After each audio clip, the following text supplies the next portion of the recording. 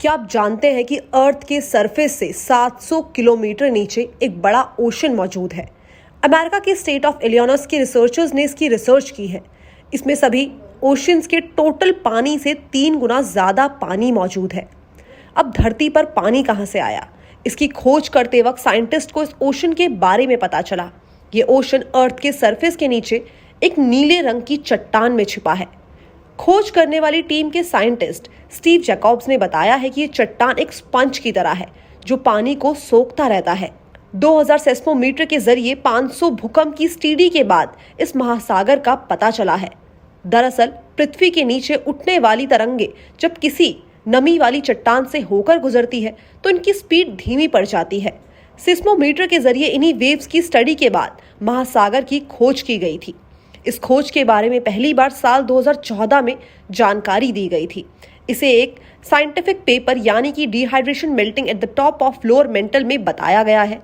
हालांकि अब ये रिसर्च वायरल हो रही है। इस महासागर के सामने आने के बाद धरती पर पानी के प्रोडक्शन को लेकर कई सारी थियरीज मिली है। दरअसल कई रिपोर्ट्स में इस बात का दावा किया गया है कि कॉमेट से धरती से टकराने के बाद उसके इफेक्ट से पानी प्रोड्यूस हुआ है। हालांकि अर्थ के सरफेस के नीचे मौजूद ओशन से ये प्रोबेबिलिटी जताई जा रही है कि ओशन समय के साथ धरती के नीचे से ही बाहर निकले हैं। साइंटिस्ट जैकब्स ने बताया है कि इस ओशंस का धरती के नीचे रहना काफी ज्यादा जरूरी है, क्योंकि अगर ये सरफेस से बाहर आ गया तो अर्थ पर सिर्फ पानी ही होगा। जमीन के नाम पर सिर्फ पहाड़ों की ऊंची चोटियां ही बचेगी। पानी यानी कि हाइड्रोजन के 2 और ऑक्सीजन का 1 एटम, झमाझम होती बारिश हो, केतली से निकलती भाप हो या फिर सिल्ली घिसकर तैयार की गई बर्फ का रंगीला गोला हो। पानी के इन तीनों रूपों को केमिस्ट्री में H2O कहते हैं। H2O यानी कि पानी का मॉलिक्यूल किसी भी सब्सटेंस की बेसिक यूनिट होती है।